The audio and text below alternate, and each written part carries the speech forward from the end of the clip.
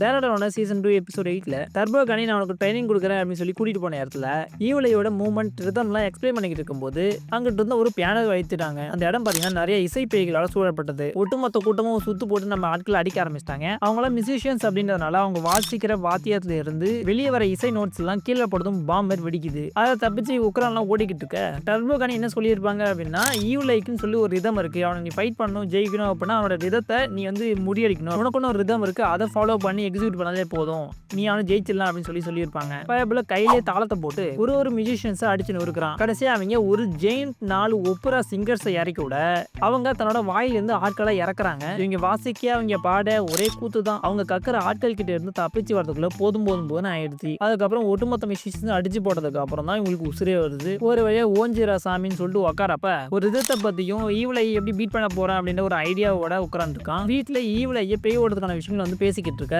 உக்கரான் GG கூட ஒரு deal போடுறான். அடுத்து என்னாச்சுங்கிற நெக்ஸ்ட் வீடியோல பார்க்கலாம். வீடியோ கிளிக் பண்ணி சப்ஸ்கிரைப் பண்ணுங்க. டாடா.